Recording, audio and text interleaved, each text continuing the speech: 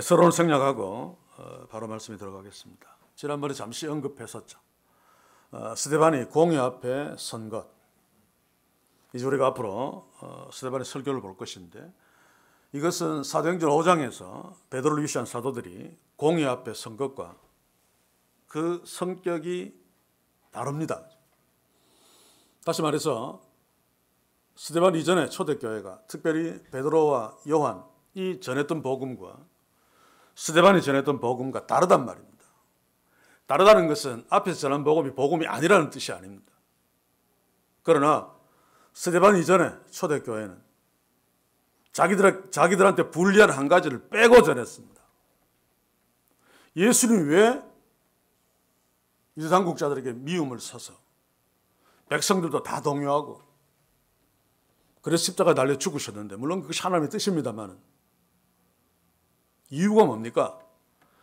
여러 가지가 있지만 결정적인 이유는 그들이 신봉하고 그들이 내세우고 그래서 거기에서 많은 일을 취하고 권력과 명예를 누렸던 예루살렘 성전을 공격했기 때문입니다. 너희가 성전을 헐어라. 내가 사흘 만에 짓겠다. 만민의 기도하는 집을 너희가 강도의 소굴을 만들었다. 이게 그들이 예수님을 죽이는 결정적인 역할을 했습니다. 앞으로 우리가 스데반의 설교를 보겠습니다만, 스데반의 설교, 구약 성경을 이야기합니다. 아브라함의 하나님, 요셉의 하나님, 그리고 출애굽기에서 모세의 하나님, 그리고 그 뒤에 와서 다윗과 솔로몬 이야기를 합니다만, 이 모든 것들은 성전애로 귀결되어집니다. 우선 한 군데 나중 본문입니다만은 한번 볼까요? 7장 47절, 48절을 먼저 보시면, 솔로몬이 그를 위해 집을 지었느니라. 그러나 지극히 높으신 이는 손으로 지은 곳에 계시지 아니하시나. 이게 스데반의 설교의 클라이막스죠. 다시 말해서 유대 당국자들에게 하고 싶은 말의 핵심입니다. 너희들이 성전을 이야기하면서 하나님은 여기에만 계셔. 여기 와서 짐승들 잡아 바치고 제사 지내야지 하나님이 받아주셔. 그런데 스데반은 인간이 지은 집에 하나님이 계시지 않는다라고 단언해버립니다. 자, 그런데 초대교회 베드로와 요한은 성전을 공격하지 않았습니다. 예수님을 죽인 장본인 들이 모여있는, 예수님이 강도의 소굴이라고 말했던 성전 전혀 언급하지 않습니다. 왜냐하면 자기들이 예루살렘에 제대로 살 수 없을 것 같으니까. 그걸 말하지 않아도 잡아다가 막 협박하고 죽이려고 했고, 그런데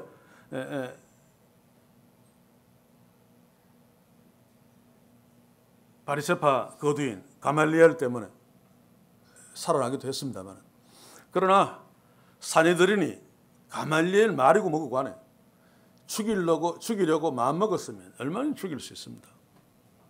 그러나 그들이 죽지 않은 이유는 예수님처럼, 스데반처럼 성전을 공격하지 않았기 때문에 저는 이것이 굉장히 중요하다고 생각합니다. 사도행전에서. 왜냐하면 그 당시에 예수 공동체 안에 있는 사람들 중에서도 상당수는 유대교 성전을 통해서도 구원받을 수 있다. 성전에 하나님이 계신다. 성전에서 지금도 제사하면 하나님이 받는다. 유대교 본산지에 있는 저들 다 구원받은 자들이다 라고 생각했을지 모릅니다. 그러나 유대인들 대부분, 아니 거의 전부는 유대교에도 구원이 있다라고 믿었습니다.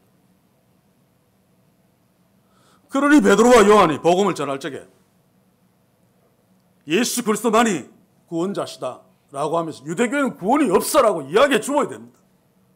그렇지 않으면 예수 믿어도 구원받고 성전에 가서 제사 지내고 율법 지켜도 구원받는구나 라고 생각할 수밖에 없죠. 그래서 제가 언젠가 요즘 복음을 전할 때는 예수 믿으면 구원받습니다 라고 하면 안 된다. 베드로와 요한 수준입니다. 복음은 맞는데 지금 이 시대에 수많은 종교들, 이단들이 있지 않습니까? 그런데 어떤 사회적인 분위기 이런 것 때문에 종교를 구체적으로 지적하면서 불교에는 구원이 없습니다, 캐톨릭에는 구원이 없습니다, 이렇게 말할 수는 없다 할지라도 예수 그리스도의 구원자 되심을 전할 적에 예수 믿어야만 구원받습니다 라고 해야 됩니다. 최소한 바로 이렇게 복음을 전한 자가 스데반이고 예수님이 그냥 두루뭉술 예수 믿으면 구원받습니다 라고 한 자가 바로 초대교회 초반에 있었던 미숙한 베드로와 요한의 초대교회들입니다. 자, 사도행전 5장 30절 31절을 제가 한번 읽어볼게요.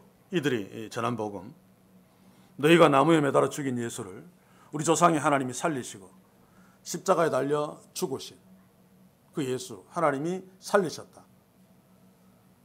그리고 이스라엘 회개케 하사 죄사함을 얻게 하시려고 그의 오른손으로 높이사 임금과 구주를 삼으셨느니라. 너희들이 죽은 예수를 하나님이 다시 살리셨고 바로 이 다시 살림받은 예수가 너희들의 구주다, 구원자다 라고 전했죠. 자, 그런데 스데반은 거기에다가 성전을 공격했습니다. 자, 베드로와 요한이 복음을 전할 적에 6장 앞에서 보시면 유대 당국자들 또 유대인들이 들고 일어났습니다만, 그러나 그 당시에 대표적으로 스데반을 공격한 자는 사드린 공회와 사두개인들입니다. 이 스데반이 아니고 이 베드로와 요한을 공격한 자. 왜냐하면 부활을 이야기했기 때문에 사두개인은 가만히 있을 수 없죠. 그런데 이들을 공격하고 죽이려고 했을 적에 바리새인 중에 거두인 가말리엘은 오히려 그들 편을 들면서 베드로와 요한 편을 들면서 베드로와 요한과 사도들이 사는데 결정적인 역할을 했습니다. 그런데 이 예수님이나 스데반은 바리새인들마저도 같은 편이 되어서 반대했고 죽이라고 했고 죽였죠. 한번 봅시다. 우선 6장 12절을 한번 봅시다. 우리 본문. 백성과 장로와 서기관들을 충동시켜 와서 잡아가지고 공회에 이르러 백성, 유대인들, 일반 유대인들, 장로, 서기관들, 이들은 다 사드린 공회원들인데 서기관들이라고 하는 것이 그 안에 바리새인들이 포함되어집니다. 자, 예수님에 관해서 한번 봅시다. 누가복음 22장 66절. 라리셈에 백성이 장로들 곧 대제사장들과 서기관들이 모여 예수를 공회에 끌어들여 스데반하고 동일하죠. 예수님을 잡고 공격한 자들이. 그리고 스데반도 그 사내는 공회원들이 백성들을 충동해서 스데반을 죽이려고 했습니다. 마태복음 27장 20절 25절을 보시면 이 내용도 대제사장들과 장로들이 무리를 권하여 바라바를 달라하게 하고 예수를 멸하자 하게 하였더니 25절 백성들이 다 대답하여 선동당한 거죠. 적어도 베드로와 요한을 문제 삼을 적에는 백성들을 선동하지 않았습니다. 그러나 예수님 때도 마찬가지고 스데반 때도 마찬가지고 바리새인까지 합류해서 스데반을 죽이려고 했고 예수님을 죽이려고 했고 물론 죽였습니다만, 이렇게 스데반과 예수님이 유사한 상황을 당한 것은 스데반과 예수님이 성전을 공격했기 때문입니다.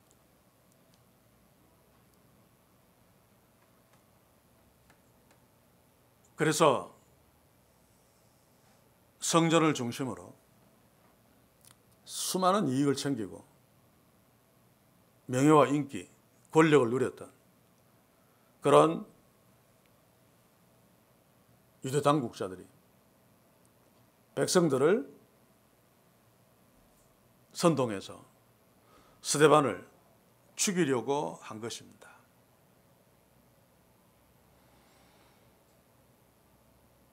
자, 이제 본문으로 한번 돌아가 봅시다. 다시 한번 이야기하면 초대교회 베드로와 요한 복음을 전한 것은 사실이고 또 수많은 사람들이 세례받고 예수 믿은 것은 사실입니다만, 그러나 작은 예수 공동체를 어쩌든지 유대교로부터 보호하고 예루살렘 도성에 존재하기 위해서 불리한 것, 성전에 대한 언급을 빼버린 것. 그러나 스데반에 와서 노골적으로 성전을 공격함으로 예수님이 일어서서 환영하시고 스데반은 돌에 맞아 죽는 훈장을 찰 수 있었던 것. 이 사도행전을 읽으면서 반드시 체크해야 될 부분입니다.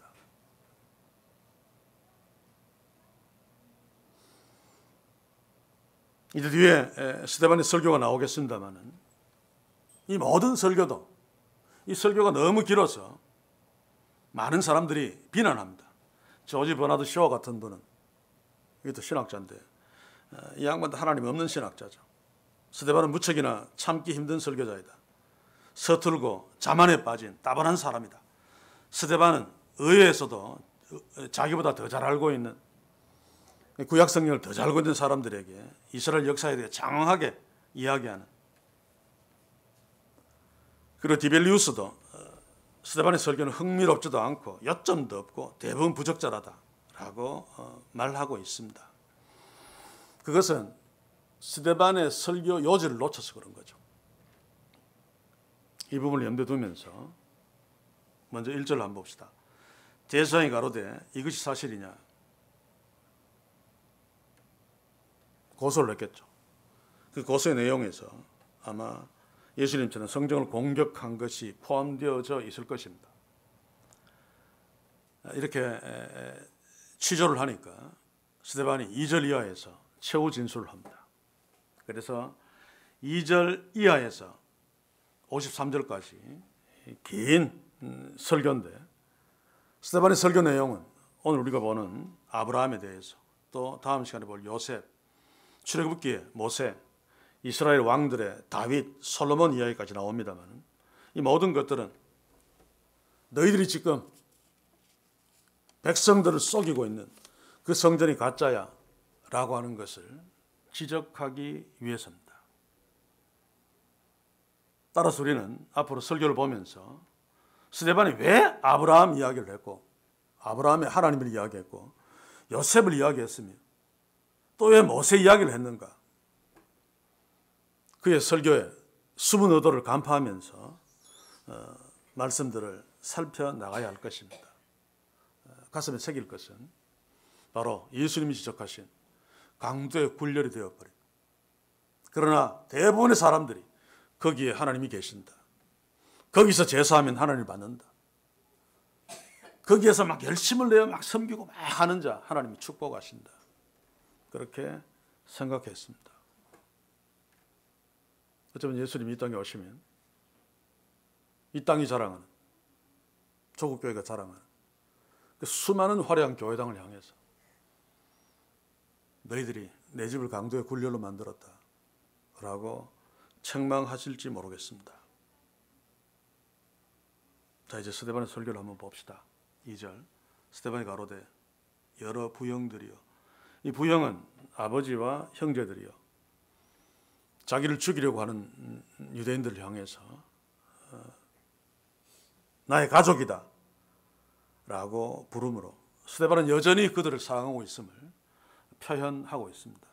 그런데 여기서 더 중요한 것은 이 부형할 때 이 부는 조상들을 말하는 거죠.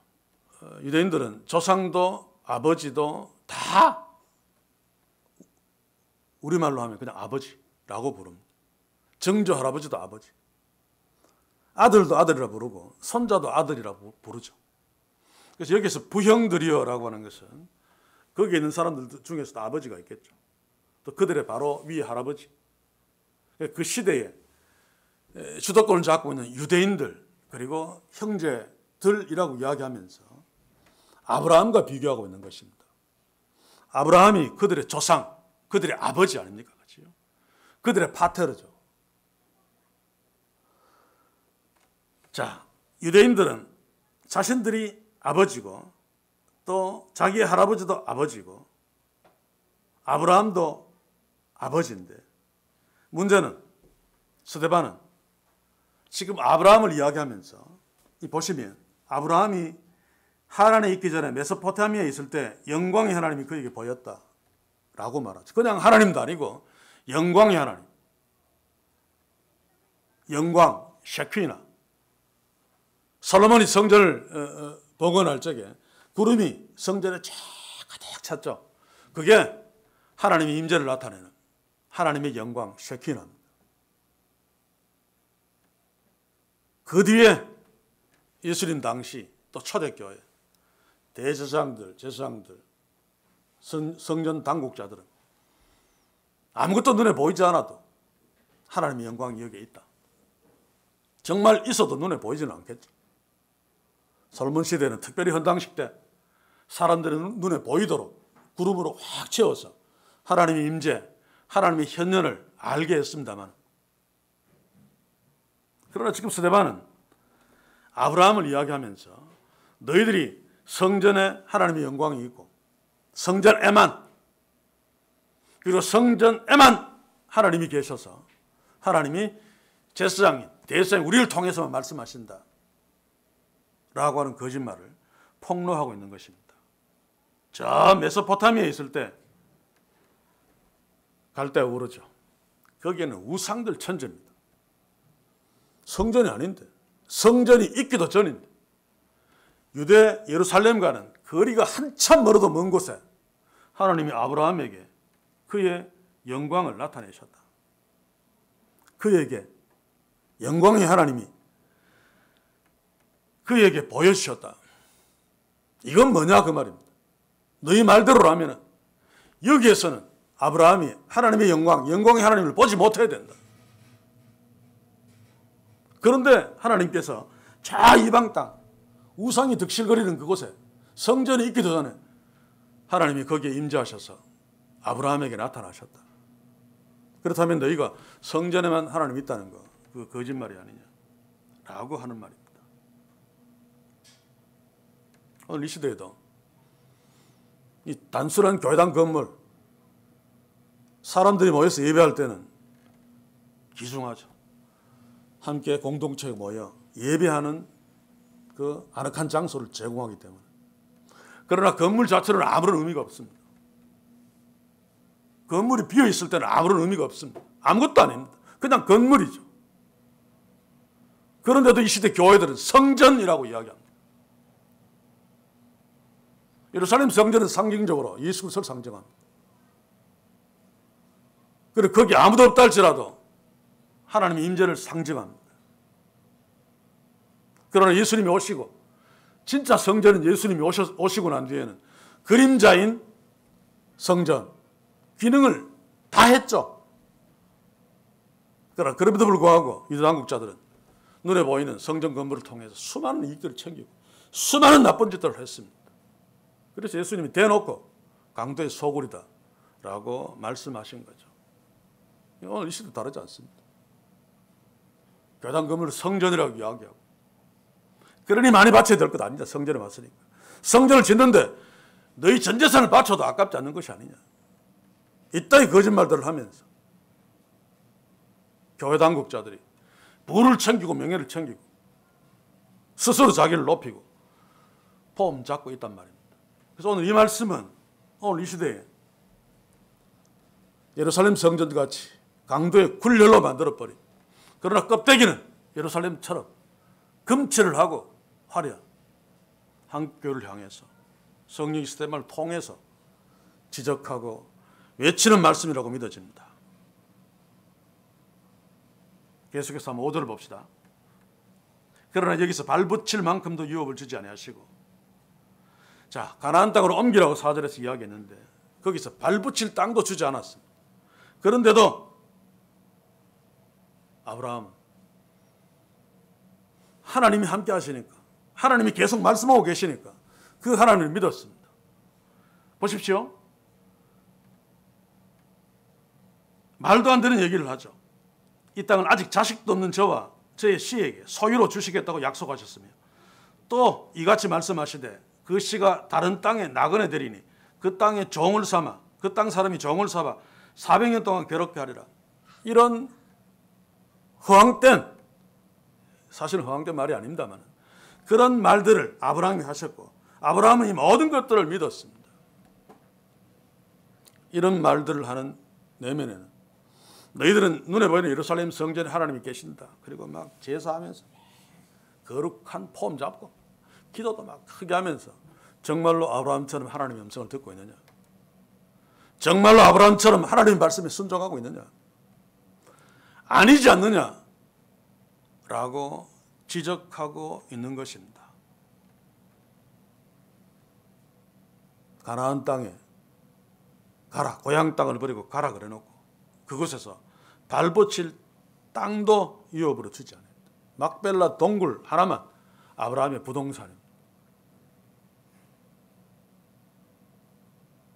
오늘 이 시대의 교회들은 수많은 땅들을 소유하고 있으면서도 정말 살아계신 하나님이 있느냐? 정말 그 하나님이 아브라함이 말씀하셨듯이 말씀하고 그 말씀을 듣고 있느냐? 예루살렘 당국자 너희들아, 대제사장들아, 제사장들아, 바리새인들아, 그리고 그 말씀에 순종하고 있느냐? 라고 하는 것입니다.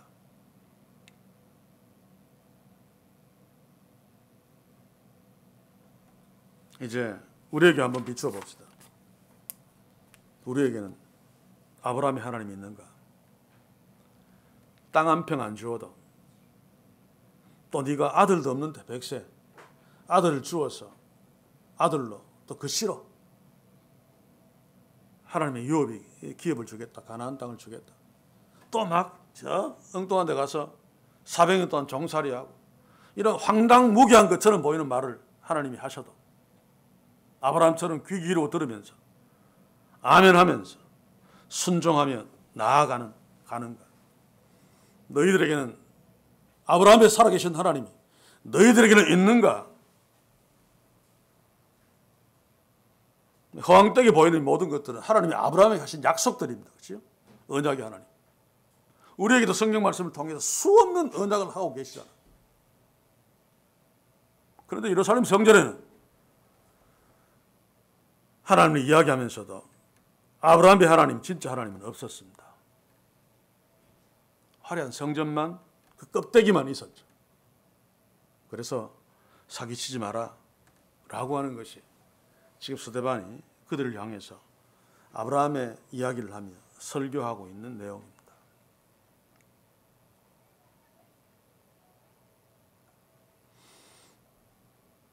우리가 아모스서를 큐티하고 있습니다만 여로보암 2세 때 북이스라엘은 솔로몬 시대만큼 그 이상으로 풍요를 누리고 화려한 궁궐을 짓고 난리를 쳤습니다. 특히 여로보암 1세가 만들었던 단과 베델에 있는 금송아지 다 멋있게 꾸미고 그것을 하나님이라고 했습니다. 저는 늘 이야기합니다만 지금 상당수의 한국 교회들이 그 화려한 교회당 건물 안에서 우상 숭배하고 있다. 금송아지를 만들어 놓고 이게 하나님이다라고 하고 있다.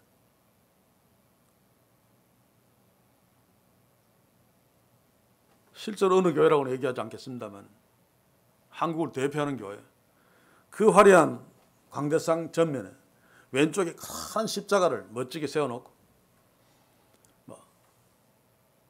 하늘색 비단천으로 이렇게 M자를 이렇게 만들어서 딱 걸어 놓았습니다. 그 상징을 설명하려면 한도 끝도 없습니다만 그 자체가 우상이죠. 그 자체가.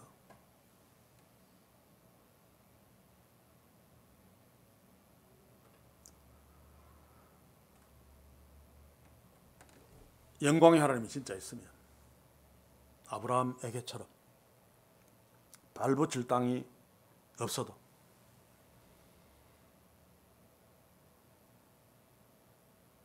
황당하게 아들도 없는데 네 아들과 네 시 이런 이야기를 해도 또 아들을 주고 잡아 바치라고 해도 살아계신 하나님 앞에 서 있다면 아브라함처럼 그 말씀에 순종하면서 궁극적으로 하나님의 복의 근원이 될 것입니다. 문제는 하나님이죠. 그런데 교회의 역사를 보면 하나님을 찾으면서도 하나님이 없는 동네는 하나님 대신 대형품이 반드시 있습니다. 스데반 시대, 예수님 시대에는 바로 눈에 보이는 금칠 떡칠한 예루살렘 성전입니다.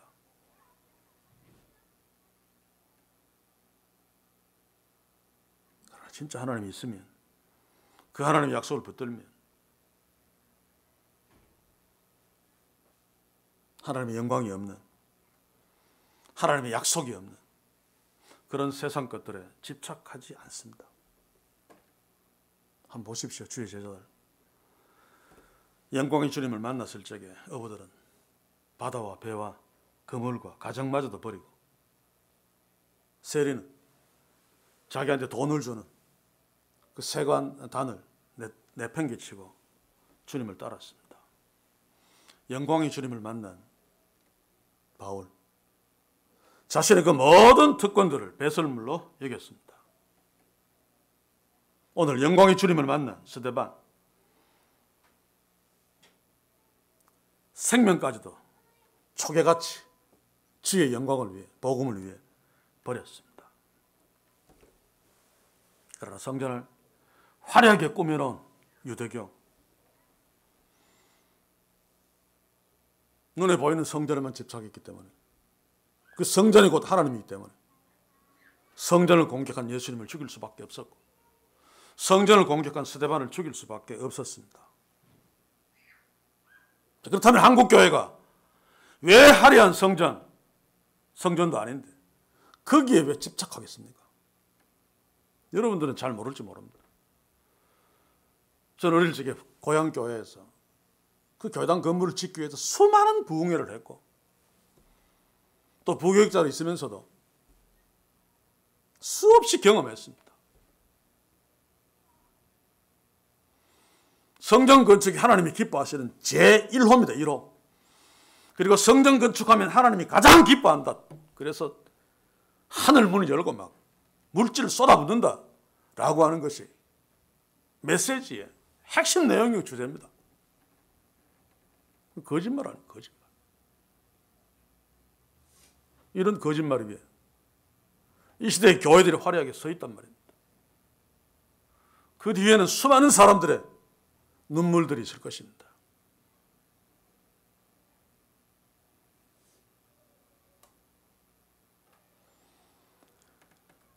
이런 잘못된 개념을 바르게 잡지 않고는 우리도 한국교회도 희망이 없습니다. 그래서 이 스데반의 설교는 너무너무 중요합니다. 부담이 됩니다만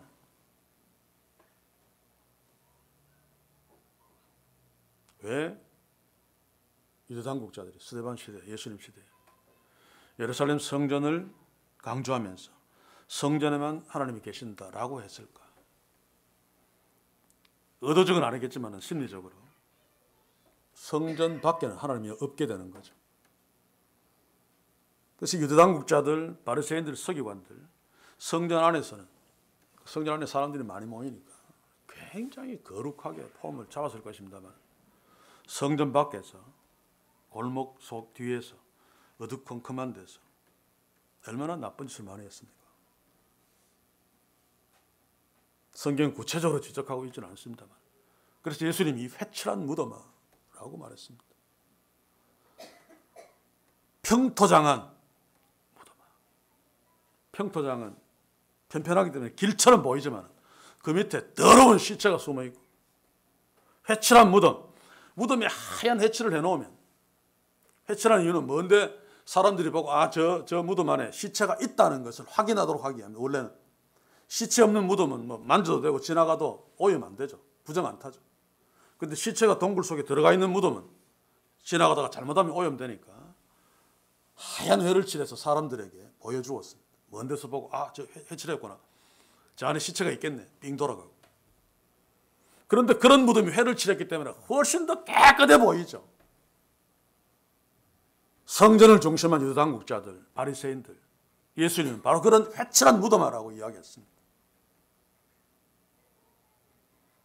겉은 성전에서 화려하게 막 폼 잡고 막 대단해 보여도 실제로 아무도 보지 않는 데서는 온갖 악행을 다 행하는, 오늘 이 시대 상당수의 교회들도 하나님을 성전이 아니고 교회당 안에 가두어 버렸죠. 그래서 교회에 와서 기도하는 것이 훨씬 더 효과가 있는 것처럼, 그래서 기도 프로그램들 다 교회 와서 하는 것 아닙니까? 그렇죠? 뭐 다니엘 기도회, 다니엘 기도회가 뭡니까? 요나 기도회, 온갖 이름을 다 붙여서.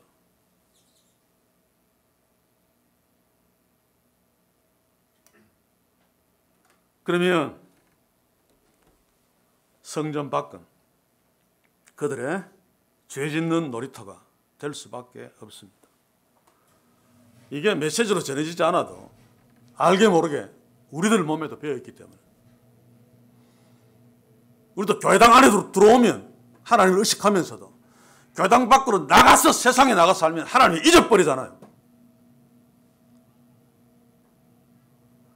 지금 스데반이 이야기하듯이 하나님이 메소포타미아에도 나타나셨다면 교회 밖에도 하나님이 계시는 곳이고 성전이고, 그러면서 성도들은 하나님의 임재를 누려야 되고 하나님을 의식해야 된다, 그 말입니다. 그런데 당시에 유대교 또 유당국자들, 바리새인들 전혀 그렇지 않았습니다. 오늘 시대 교회들, 또 오늘 시대 그리스도인이라고 하는 자들 그렇지 않은가? 어떤 의미에서 교회 안에서 예배하고, 예배는 모여서 하니까 교회 밖에서도 모일 수 있습니다만, 교회 안에 들어온 태도와 모습과 교회 밖에서의 태도와 모습이 다르면 안 됩니다. 그렇죠? 근데 요즘 많이 달라졌습니다만, 한때는 노예하면 좀 교회가 거물이 좀 커야 되죠. 어떤 교회는 안 빌려주려고 합니다. 한번 빌려줬다가 소위 말해 시급해서. 노예 모이는 사람들은 목사 장로들인데 교회당을 빌려주니까 화장실 개판으로 쓰고, 심하게는 화장실에 비치해놓은 휴지까지 다 없어지고, 그래서 교회가 낙심하고 화가 나서 우리는 이제 안 빌려준다. 이게 현실입니다.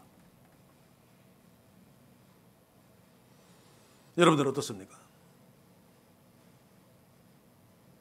교회에서뿐만 아니라 정말 직장에서도 소위 쉽게 이야기하는 그리스도인의 향기를 풍기고 사십니까? 그렇다면 아브라함의 하나님, 그 하나님의 아브라함이 우리의 모습일 텐데, 그렇지 않다면 예수님 당시에, 스데반 당시에 예루살렘 성전을 중심한 위선적인 유대인들, 유대 당국자들이나 우리가 다르지 않을 수 있습니다. 저는 제 개인적으로 저도 바로 이것이 가장 두려운 것 중에 하나입니다. 교회 안의 모습과 교회 밖의 모습, 강단에서 설교하는 모습과 내려왔을 때의 모습이 다른 위선자가 아닌가. 우리는 연약하기 때문에 차이가 없을 수는 없습니다. 가면을 쓰지 않을 수는 없습니다만, 그러나 그것이 잘못되었다는 것은 깨닫고 가면을 벗으려고 애는 써야 됩니다. 적어도. 그런데 가면을 썼으면서 안 쓴 척하고 위선을 부리면서도 그것이 마치 실제 신앙인 척하면서 폼 잡는, 특히 종교인들에게 심하죠. 저 같은.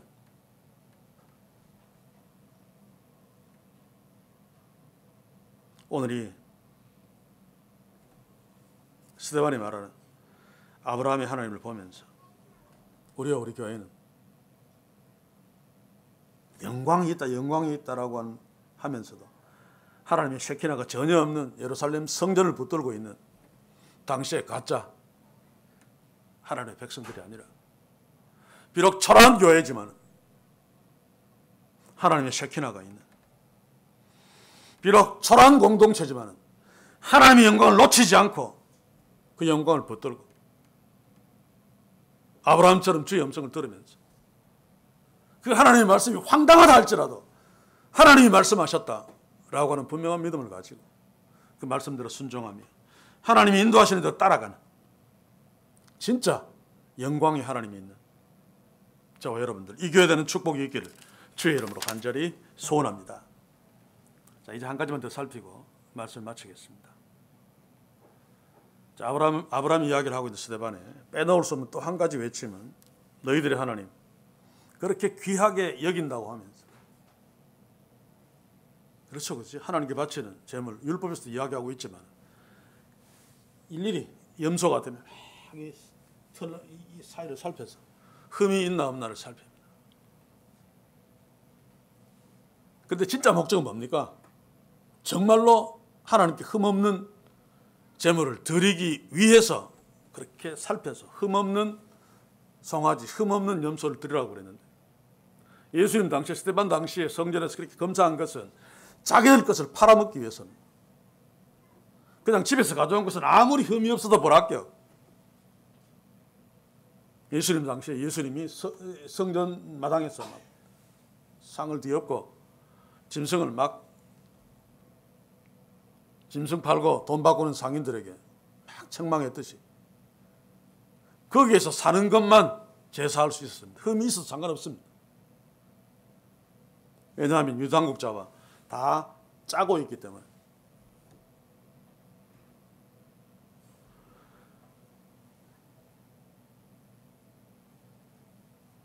너희들은 하나님이 살아계신다고 하면서, 그래서 성전에 집착하면서도 왜 그런 짓을 하며 아브라함처럼 정말로 하나님의 주도적인 역사 앞에 순종하지 않느냐 라고 말하고 있습니다. 우리가 2절, 3절, 4절, 5절, 6절, 7절, 8절 쭉 언급되었습니다. 거기 보시면 메소포타미아에 있을 때 영광의 하나님이 그에게 보였고, 또 3절에 보면 하나님이 가라사대 아브라함이 말씀하셨죠. 그리고 거기서 떠나가라 라고 명령하셨고, 구체적으로. 또 4절에 보면 하나님이 그를 거기서 옮기셨다. 또 5절에 보면 그러나 여기서 발붙일 하나님이 아브라함에게 그렇게 하신 거죠. 유업을 주지 아니하시고 다만 이 땅은 아직 자식도 없는 저와 저의 씨에게 소유로 주신다고 약속하셨으며, 하나님이 아브라함에게 구체적으로 말씀하시고 약속하시고 이끄시는, 6절에도 마찬가지로 말씀하시되 7절에도 마찬가지입니다. 또 가라사대 종 삼는 나라들을 내가 심판하리니, 8절도 할례의 언약을 아브라함에게 주셨더니 아브라함이 순종하죠. 그런데 하나님을 이야기하는 당시 예루살렘 성전에는 이런 게 전혀 없었습니다. 그렇죠? 하나님이 없으니까. 그런데 오늘 이 시대에 우리에게 비추어 봅시다. 우리에게 이런 것이 있어야 됩니다. 하나님은 살아계십니다. 그러면 그 살아계신 하나님이 자기의 자녀들에게 말씀하십니다. 그런데 일주일 내내 성경도 안 펴고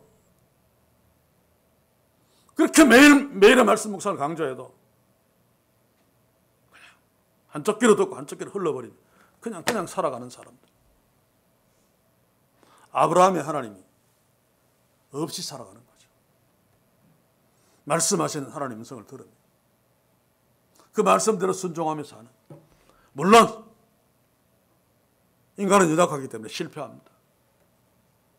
아브라함도 애굽으로 막 내려갔고 안 내려가야 되는데 거기서 아내 사라를 여동생이라고 하고 막 왕한테 막 자기 생명 살려고 막 던져주기도 하고. 그러나 그럼에도 불구하고 아브라함은 살아계신 하나님 앞에 서서 하나님의 말씀을 듣고 순종하려고 애썼고 순종했습니다. 이게 하나님과 하나님의 자녀의 사이고 이게 정상적인 모습이죠. 그런데 스데반을 죽이려고 했던 예루살렘 성전은 하나님이 있다고 말만 하면서 그 화려한 성전에서 수많은 제사를 드리면서도 하나님의 말씀에는 전혀 관심이 없었습니다. 관심이 있었다면 눈에 보이게 오신 예수님의 말씀을 들었겠죠. 눈에 보이게 오신 메시아신 예수님의 말씀도 듣지 않고 귀를 막은 그들이 기록된 말씀을 통해서 하나님의 음성을 들으려고 했을 리도 없고 들었을 리도 없습니다. 그래서 우리 시대에 우리들에게 그대로 재현되는 이 땅의 교회에 그대로 재현되는 비극일 수 있습니다. 그들에게는 성전은 있었으나 아브라함이 누렸던 하나님이 그들의 성전에 없었습니다. 우리 조국교회 그렇지 않기를 원합니다. 수많은 화려한 교회당 건물은 있으나 아브라함이 보고 누리고 듣고 순종했던 그 하나님이 없다면 이것이야말로 비극이 아니겠습니까? 우리 교회 공동체 우리가 하나님을 예배할 적에 우리가 하나님의 임재를 누리지 못한다면 아마 우리는 더욱 불쌍한 자일 것입니다. 다른 교회는 그래도 화려한 건물도 있고 수십억짜리 막 파이프 오르간 하면서 지 나가고 그래도 즐기긴 하죠. 하나님이 없지만 은혜 받았다 그러고 폼이나 잡죠. 그런데 우리는 초라한 곳에서 소수의 사람이 하나님을 예배하지만 하나님의 임재를 누린다면 그들과 비교할 수 없는 복 가운데 있는 거죠. 우리가 하나님의 임재를 어떻게 누립니까? 주의 말씀 앞에 서서 하나님이 누구신 줄 알아야 됩니다. 스데반은 이런 설교를 죽음 앞에서 할 수 있었던 것은 그가 그때는 구약 성경밖에 없었겠습니다만 하나님의 말씀을 얼마나 많이 읽으면서 거의 암기가 되어 있는 정도죠. 얼마나 많이 하나님을 묵상하고 하나님을 누렸는가를 우리가 미루어 짐작할 수 있죠.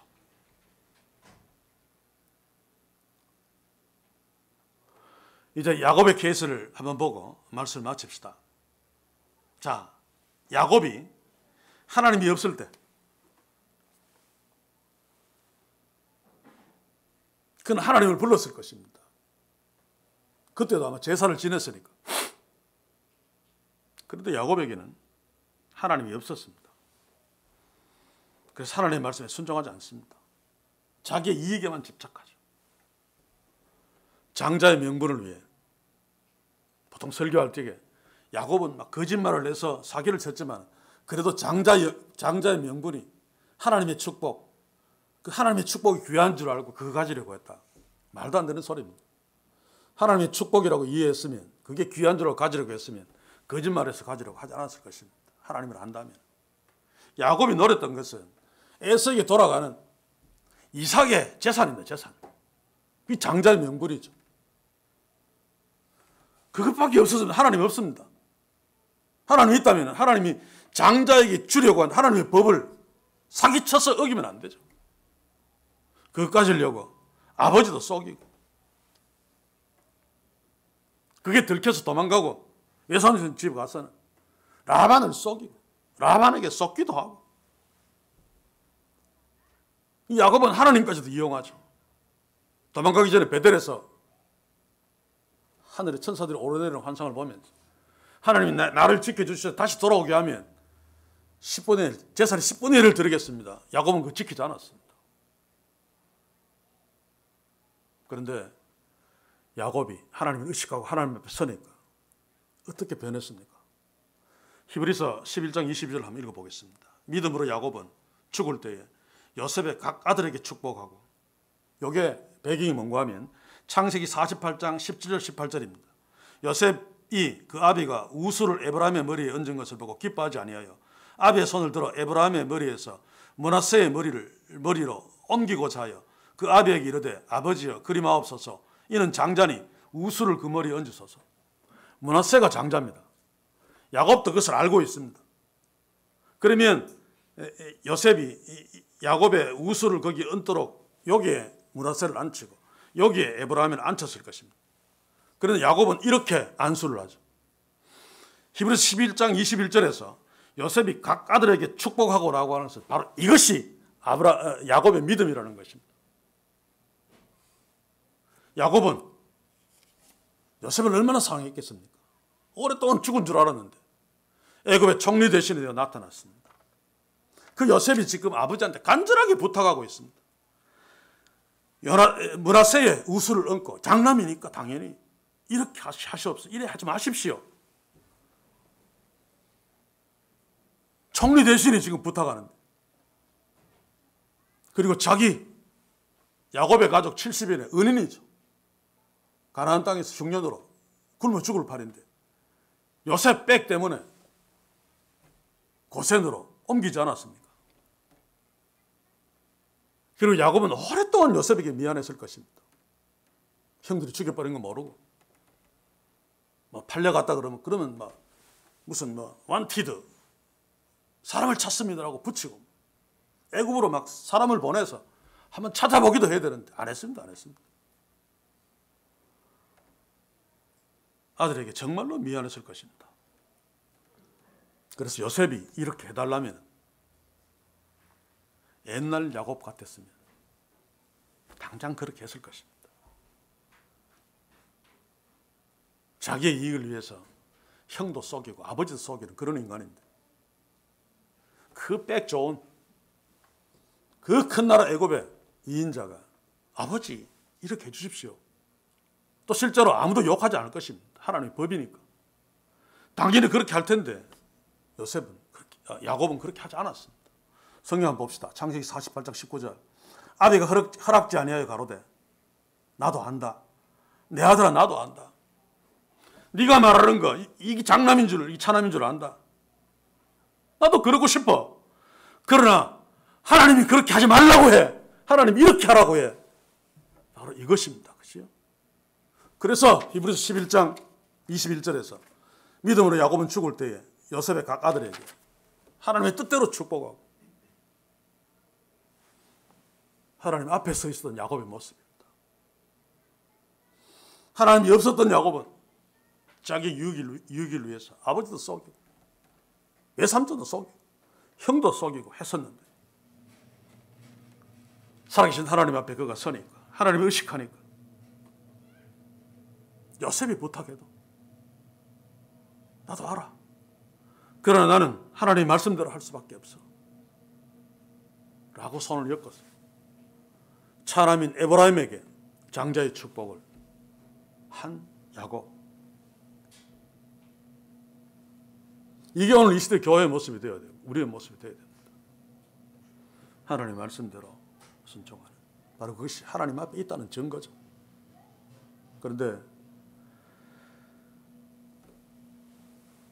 오늘 시대 교회들은 우리들은 하나님의 말씀을 사실은 깨놓고 이야기하면 외면하고 있는 거나 마찬가지예요. 제가 곧 며칠인지 모르겠습니다만은 큐티 녹음을 매일매일 해야 되는데 그게 쉽지 않아서 한꺼번에 2개 또는 시간 있을 때 몇 개씩 그렇게 해서 날짜를 잘 기억 못합니다만 그저 그런 말을 했습니다. 구약을 큐티하든 신약을 큐티하든 계속 하나님의 말씀이 반복되잖아요. 호세아서에서도 하나님을 아는 지식이 없어 이 백성이 망했다. 아모스에서 똑같이 하나님의 말씀에 대한 강조를 합니다. 계속. 말씀이 없다는 것은 하나님이 없다는 뜻이죠. 그래서 오늘 시대 교회들 예배 시간이 계속 짧아지고 예배가 교회의 중심이 아니라 다른 프로그램들이 너무 많아. 그것이 중심입니다. 성도들은 거기에 열심을 내고 있습니다. 사람들을 수많이 모아놓고 그 수많은 사람들이 흩어지지 않고 함께 붙잡혀서 교회 안에 있어야 되니까 그 중에 한 방법이 셀 모임 아닙니까? 그렇죠? 수시로 부흥회를 열어서 협박하고 공갈하고 마약 막 던져서 막 기분 좋게 만들고 아멘하게 만들고. 그런데 교회에서 하는 공예배는 변두리로 나가버렸어요. 또 예배 안에 특별히 설교가 자꾸 짧아지고 있죠. 그렇죠? 설교를 전하는 목사도, 설교 듣는 성도도 설교 하나님의 말씀에 대해서는 관심이 별로 없습니다. 짧게 해도 불평하는 사람 하나도 없습니다. 오히려 은혜 많이 받았습니다. 그러죠. 언제가 제가 책에 읽었습니다. 부산이라고 기억되어지는데 어느 교회에서 선을 했습니다. 우리 교회는 당회자이든 부교육자든 전도사입니다. 주일학교에서든 학생부에서든 뭐 어른 예배에서든 설교는 딱 10분. 그러고 난 뒤에 그 교회가 소위 세상 교회 말로 부흥했답니다. 이야, 좋다 모이자. 설교 10분밖에 안 한대. 지금 스데반이 비판하는 것이 바로 그것입니다. 우리가 여기에 해당되지 않기를 원합니다. 여기에 우리가 해당되어진다면 이런 지적을 받을 적에 우리도 산헤드린 공회처럼 사리를 품고 하나님의 말씀을 전한 스데반의 입을 막으려고 스데반을 돌로 쳐서 죽이는 행동을 할 수밖에 없습니다. 하나님을 놓치지 맙시다. 아브라함처럼 후반기의 야곱처럼 스데반처럼 살아계신 하나님 앞에 섭시다. 기도는 살아계신 하나님 하면서 실제로 삶에서 그 하나님을 체험하고 있지 않다면